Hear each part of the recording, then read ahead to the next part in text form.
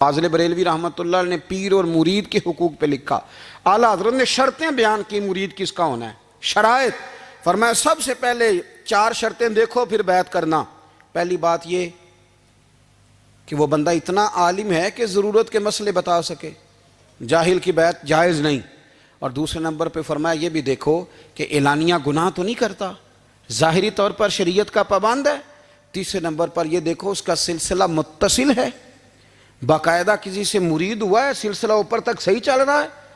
اور فرمایا چوتھا یہ ضرور یاد رکھنا کہ خلیفہ مجاز ہو, کسی شیخ کامل نے اسے اجازت بھی اپنی مرضی سے نہ بن کے بیٹھ گیا ہو کہ مجھے تویز مل گئے ہیں, یہ نہ ہو. فرمایا ان چیزوں کو دیکھو اور پھر پوری پابندیاں لگائیں.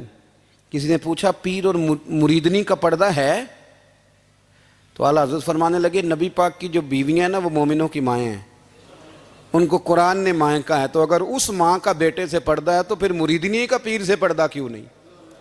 فرمایا واجب ہے مریدنی کے لیے پیر سے پردہ کرنا, واجب ہے.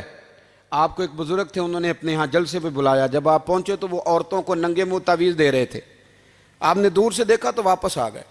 وہ دوڑے پیچھے, کہنے لگے مولانا کچھ تو خیال کریں, لوگ کیا سوچیں گے, ایسے چلے گئے. تو آپ فرمانے لگے شاہ جی آپ نبی پاک کی شریعت کا خیال نہ کریں تو میں آپ کا خیال کروں, شریعت اسلامیہ کا خیال نہیں کر رہے, بے پردہ عورتوں میں بیٹھے ہو.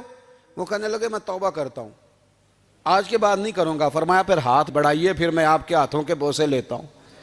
اس لیے کہ اگر آپ مان گئے ہیں تو پھر ہمارا اختلاف نہیں. ساری زندگی دین کی پہرے داری کی. اعلیٰ حضرت رحمۃ اللہ علیہ نے آج سے 150 سال پہلے کہا تھا مسلمان اپنے بینک قائم کریں, اپنا سرمایہ. ایک جو باتیں آج کر رہے ہیں نا آپ کے لوگ دانشور, وہ 125 سال پہلے کہا تھا کہ اپنے بینک بناؤ, آپس میں مسلمان تجارت کریں. فرمایا اپنا پیسہ ایک دوسرے پر خرچ کرو, غریبوں کو وظائف دو, وہ سارے طریقے اپناؤ جو صحابہ نے اور محبوب کریم نے ہمیں عطا فرمائے.